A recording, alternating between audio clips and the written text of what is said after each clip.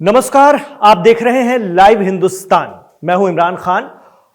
Iran को लेकर आपको दोनों तरह की खबरें मिल रही होंगी और जिस तरह की खबरें इंटरनेशनल मीडिया में आ रही हैं, एक तरफ तो प्रेसिडेंट ट्रंप कह रहे हैं कि प्रदर्शनकारियों को जो ईरान में इस वक्त भी एक्टिव हैं, उन्हें अपने प्रदर्शनों को नहीं रोकना चाहिए। अमेरिका कभी भी उनकी मदद कर सकता है, अमेरिका उनके लिए तैयार खड़ा है। इस तरह की बातें सामने आ रही हैं। दूसरी तरफ ईरान का सरकारी मीडिया कहता है कि प्रदर्शनकारियों को काफी हद तक काबू में कर लिया गया है।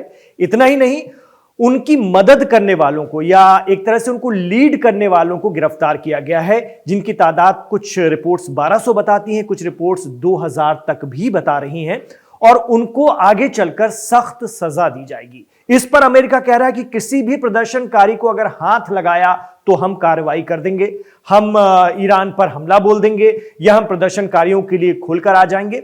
इस तरह की बातें आपको दोनों तरफ से सुनाई दे रही होंगी, लेकिन बड़ा सवाल यह है कि क्या अमेरिका के लिए प्रदर्शनकारियों को मदद करने के लिए ईरान के अंदर आ पाना, एंटर हो पाना इतना आसान है? क्योंकि देखिए, अगर अमेरिका को ईरान में जो मुजाहिरीन हैं, जो प्रदर्शनकारी हैं, उनकी मदद करना है तो ईरान में एंटर करना होगा, ईरान के अंदर आना होगा। तो क्या ईरान के अंदर आ पाना इतना आसान है?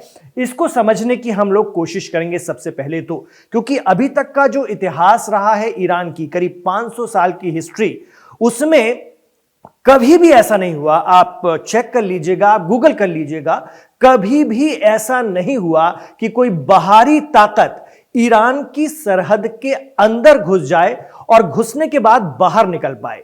यह एक कड़वी सच्चाई है। अब अमेरिका जो बात कह रहा है कि वो ईरान में प्रदर्शनकारियों के लिए एंटर होगा, तो कैसे एंटर होगा? बड़ा सवाल तो यही है। उसको देखने के लिए, उसको समझने के लिए यह मैप आप देखिए। यह है ईरान और ईरान के बगल में है इराक।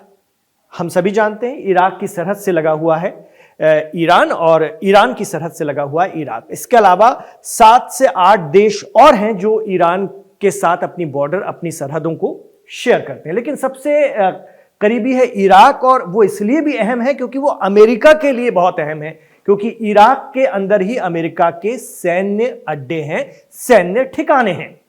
सबसे पहले हम यह समझने की कोशिश करते हैं कि ईरान अपने आसपास कितने मुल्कों से, कितने देशों से घिरा हुआ है और कौन उनके लिए ज्यादा खतरनाक है और किन से उसे खतरा नहीं है फिलहाल, या कौन अमेरिका के लिए अहमियत के हामिल हैं। इसको भी समझने की जरूरत है। देखिए, हम ईरान की ये मैप आपके सामने रख रहे हैं, जिसमें ईरान के ठीक बगल में है इराक, उसके बाद तुर्कमेनिस्तान है, तुर्की की भी सीमा ईरान से लगती है, उसके बाद थोड़ा आगे जाए तो सीरिया की भी, क्योंकि सीरिया में निजाम बदल चुका है इसलिए सीरिया को भी हम शामिल कर ले रहे हैं। सऊदी अरब आप देख रहे हैं, कुवैत का हिस्सा लगता है, कतर का कुछ हिस्सा लगता है, ये खाड़ी का पूरा इलाका है। और इस तरफ अगर हम देखें, उसकी जो साउथ की सीमा है, वहां पर अफगानिस्तान है और पाकिस्तान है। ये देश हैं जो ईरान से लगते हैं। लेकिन सबसे अहम है इराक। इराक इसलिए अहम है क्योंकि इराक पर अमेरिकी एयरबेस मौजूद है और अमेरिकी एयरबेस ही वो जगह है जहां से थोड़ी बहुत उम्मीद है कि अमेरिका ईरान पर हमला कर सके। एक होता है अटैक करना, हवाई अटैक करना, एयर स्ट्राइक करना, और दूसरा होता है घुस जाना। अब देखिए, ऐन अल असद एयरबेस, ये इराक में ईरान के सबसे करीब अमेरिकन एयरबेस है। इसके अलावा एरबिल वगैरह भी है, लेकिन सबसे करीब है ऐन अल असद एयरबेस। यहां पर अमेरिकी एयरफोर्स हमेशा तैनात रहती है, उनके फौजी हमेशा तैनात रहते हैं। और इससे पहले भी ईरान के अंदर जो हमले हुए हैं वो इराक के इसी एयरबेस से हुए हैं। अब अमेरिका को अगर प्रदर्शनकारियों की मदद के लिए ईरान में आना है तो जो विकल्प हैं वो यही एक रूट हो सकता है, यही एक रास्ता हो सकता है। लेकिन बड़ा सवाल यह है कि यहां से एयर स्ट्राइक तो की जा सकती है कि कुछ लड़ाकू विमान आए ईरान में, कुछ सैन्य ठिकानों को मार के चले जाएं, लेकिन इससे प्रदर्शनकारियों को किस हद तक फायदा होगा? जो बात अमेरिका कहता है कि हम उनकी मदद के लिए आएंगे, आपको मदद के लिए तो ईरान में एंटर होना पड़ेगा। ईरान में एंटर होने का मतलब है इराक की इस सीमा से, क्योंकि बाकी जो देश हैं वो मुमकिन नहीं है कि ईरान की खिलाफ जाकर अमेरिका की मदद करें। हाँ, जैसा कि कुछ एक्सपर्ट बताते हैं कि पाकिस्तान का वजीरिस्तान और बलूचिस्तान, जहां से आरोप लगता है कि कुछ मिलिशिया ईरान में एंटर करवाई जाती हैं जो अमेरिका इस्राइल समर्थक हैं, वो वहीं तक ही सीमित रह सकता है। लेकिन इराक में क्योंकि अमेरिका का खासा दबदबा है, उसके आधिकारिक रूप से एयरबेस मौजूद है, तो यह संभावना यहां से ज्यादा हो जाती है। लेकिन वो भी तब उतनी ही सीमित रहती है जितनी कि एयर स्ट्राइक हो सके। उससे प्रदर्शनकारियों को क्या मिलेगा, यही सवाल बार बार उठता है। अब अगर अमेरिका अंदर घुसता है, ईरान के अंदर इराक से घुसता है, तो यह बहुत बड़ी बात हो जाएगी। और ईरान के अंदर अमेरिका का घुसना मतलब सीधी जंग हो जाना। और जैसा कि हमने आपको शुरू में ही बताया कि ईरान में एंटर करना तो आसान हो सकता है, लेकिन वहां से निकल पाना 500 साल की हिस्ट्री में अब तक किसी के लिए मुमकिन नहीं हो पाया है। उसकी वजह समझिए। देखिए, पहले मैं आपको ईरान की थोड़ी सी भौगोलिक स्थिति समझाने की कोशिश करूंगा कि ईरान क्यों इतना मुश्किल है सभी ताकतों के लिए। पिछले करीब 500 सालों से ईरान अपनी इन्हीं बॉर्डर्स के साथ दुनिया में मौजूद है और सुपर पावर्स पूरी कोशिश कर चुके हैं उस पर काबू पाने की। मंगोल हो, रशियन हो, तुर्क हो, अरब हो, सबने कोशिश करके देख ली है। ईरान दुनिया के क्रॉस रोड पर स्थित है, इसलिए भी इसकी अहमियत बढ़ जाती है। और अमेरिका क्यों बार बार यह बात कहता है कि हमें ईरान को ठिकाने लगाना है या हमें ईरान को रास्ते से हटाना है, उसकी वजह यही है कि वो 3 महाद्वीपों को कनेक्ट करता है, यूरोप, अफ्रीका और एशिया। अगर ईरान हट जाए या ईरान की ये रिजीम वहां से हट जाए, अमेरिका या यूरोप की मनमुताबिक रिजीम वहां पर बैठ जाए, तो इन तीनों महाद्वीपों तक अमेरिका की पहुंच बहुत आसान हो जाएगी, जो अभी ईरान की वजह से मुमकिन नहीं हो पाती है। ईस्टर्न साइड पर पाकिस्तान है, अफगानिस्तान, तुर्कमेनिस्तान है, जैसा कि अभी हमने समझा मैप के जरिए, और इधर आर्मेनिया है, अजरबैजान है, तुर्की है, इराक है। इसके अलावा ईरान की तरफ 3 समंदर हैं, नॉर्थ में कैस्पियन सी है और साउथ में फारस की खाड़ी और गल्फ ऑफ ओमान है। फारस की खाड़ी पर दुनिया का सबसे इंपॉर्टेंट और खतरनाक पॉइंट भी है, जिसे स्ट्रेट ऑफ हुर्मुज कहते हैं, यानी आबनाए हुर्मुज। दुनिया के 20% ऑयल और गैस की सप्लाई इसी पॉइंट से होती है। स्ट्रेट ऑफ हुर्मुज के पास के 7 आइलैंड भी जो हैं 1970 के बाद से ईरान के पास हैं, उसके कंट्रोल में है। इसी तरह से कैस्पियन सी में भी उसका एक आइलैंड है जिसका नाम है आशुरा डे आइलैंड। आखिर क्या वजह है? बड़ा सवाल तो यही बार बार उठता है कि अमेरिका एंटर कर जाएगा, पर कैसे करेगा? इतनी पावरफुल कंट्री को भी ईरान के अंदर आना लगभग नामुमकिन है, पैदल चलकर या अपनी पूरी सैन्य मशीनरी लेकर के। जैसे भारत के लिए कहा जाता है ना कि पर्वत है सबसे ऊंचा हमसाया आसमां का, हमारा हिमालय हमारी सबसे ज्यादा हिफाजत करता है उस बॉर्डर से जिस तरफ चीन है। बिल्कुल उसी तरह से ईरान में भी उसके सदर्न साइड और वेस्टर्न साइड पर ज़ेग्रोस माउंटेन रेंज है, और जो कोस्ट लाइन से लेकर ऊपर की तरफ इराक और तुर्की तक फैली हुई हैं। ये पहाड़ ईरान को एक जबरदस्त नेचुरल सपोर्ट, नेचुरल प्रोटेक्शन देते हैं। तो इन ज़ेग्रोस पहाड़ों से ईरान को इतना ज्यादा फायदा है कि 1980 में इस फायदे का जो सबूत है, जो नमूना है, दुनिया ने देखा था। और वो ये था कि जब इराक ने ईरान पर अटैक किया था, उस वक्त सद्दाम हुसैन का प्रशासन था, और उसी अमेरिका ने, जो आज भी ईरान पर हमलावर है, उसने पूरी तरह से सद्दाम हुसैन का सपोर्ट किया था। तो आपको बता दें कि ईरान में उस वक्त भी इस्लामिक रेवोल्यूशन को सिर्फ 1 साल हुआ था। ऐसे में बाकी अरब मुल्कों को भी यह खतरा था कि कहीं ईरान की क्रांति की आग उनके यहां भी ना फैल जाए, तो उन्होंने भी सद्दाम हुसैन का पूरा साथ दिया था और कहा था कि ईरान को दुनिया के नक्शे से मिटा दो। 2 साल तक कोशिश करने के बाद भी ज़ेग्रोस पहाड़ को इराक पार नहीं कर पाया था, और उल्टा यह हुआ कि ईरान उन ज़ेग्रोस पहाड़ को पार करता हुआ इराक पहुंच गया था। यह स्थिति बनी थी। तो कोस्ट लाइन की बात अगर वो उसके बिना अधूरी रह जाएगी, क्योंकि ईरान की कोस्ट लाइन भी करीब 2500 किलोमीटर की है, और इसके अलावा जबरदस्त विशाल बड़ा रेगिस्तान भी ईरान के अंदर मौजूद है, जहां 2005 की गर्मियों में जो टेम्परेचर रिकॉर्ड किया गया था वो 70 डिग्री सेल्सियस रिकॉर्ड किया गया था। अब आप समझ लीजिए कि ये टेम्परेचर में अगर कोई दुश्मन, और वो भी ठंडे देशों में रहने वाला दुश्मन, घुस जाए तो उसका क्या हाल होगा।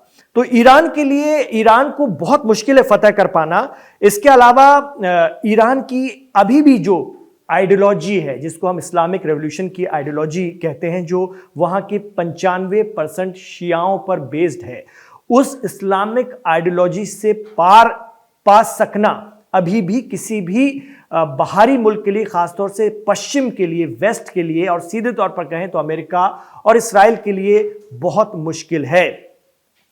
कुछ एक्सपर्ट बताते हैं कि मान लीजिए किसी भी तरह से अमेरिका ने प्रदर्शनकारियों के सपोर्ट में इराक से एंटर करते हुए ईरान में कोई जंग शुरू भी कर भी दी, मान लो एयर स्ट्राइक ही लंबे वक्त तक जारी रखी, तब भी जंग अमेरिका शुरू करेगा, लेकिन इसे खत्म करना ईरान की मर्जी पर डिपेंड करेगा। जी हां, एक बार ईरान के साथ जंग तो कोई भी स्टार्ट कर सकता है, लेकिन फंस जाएगा, और वहां से निकलना किसी के लिए भी ईरान की मर्जी पर निर्भर करेगा।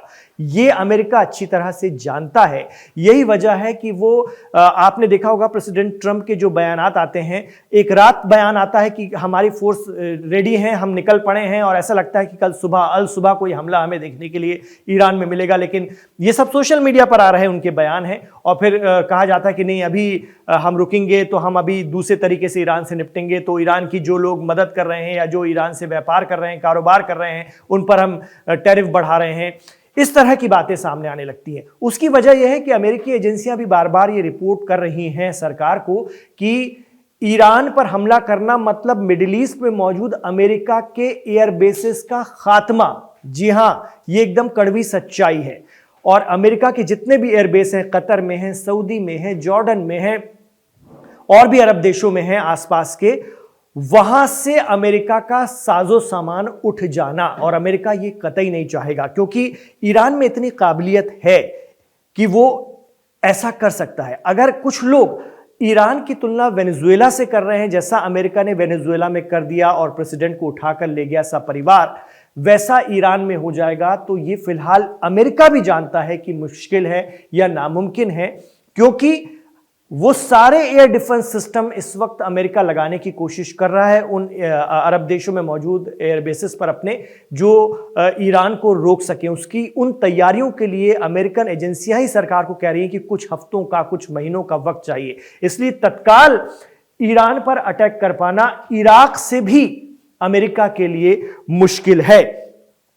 और भी बहुत सारी बातें हैं जिन पर रोशनी डालना चाहिए, क्योंकि इसी बहाने अगर हम बात करें तो, और वो ये है कि IRGC, पासदाराने इस्लाम, ईरान की इस्लामिक रेवोल्यूशनरी गार्ड कॉर्प्स, जो उसकी सबसे बड़ी ताकत है, 1.5 लाख से भी ज्यादा उसके प्रशिक्षित जवान, जो किसी भी हमले का तुरंत जवाब देने में सक्षम है। बाकी देशों के साथ ये होता है कि अमेरिका उन पर अटैक करे, हमला करे तो उन्हें दबा सकता है, लेकिन ईरान को दबाना, एकदम से ईरान को निहत्था कर देना या ईरान को इस तरह से कर देना कुछ मिनटों में, कुछ घंटों में, कि वो हमला करने लायक ही ना बचे, नामुमकिन है। उसकी तैयारियां लंबी चौड़ी हैं और कई स्तर पर हैं। उनकी अलग अलग सैन्य यूनिट हैं।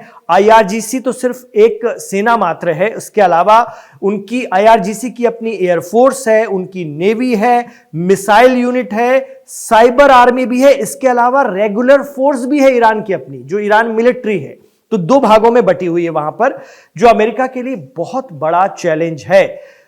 तो पलटवार होगा, अमेरिका हमला करेगा तो ईरान पलटवार करेगा। यह पलटवार जो होगा वो कितना खतरनाक होगा, कितना लंबा होगा, कितने दिनों, महीनों या सालों चलेगा, ये कोई नहीं जानता, क्योंकि ईरान सिर्फ अकेला नहीं है, उसकी 40 से भी ज्यादा प्रॉक्सीज भी वहां पर मौजूद है, उस पूरे रीजन में जो मिडिल ईस्ट को घेरे हुए हैं और अमेरिका को घेरे हुए, क्योंकि अमेरिका मिडिल ईस्ट में मौजूद है, इसराइल को घेरे हुए हैं। और वो तो पिछले जंग में अगर हम देखें 2025 में जो जून महीने में हुई थी, वो तो सामने आए ही नहीं थे, ईरान ने अकेले निपटा था।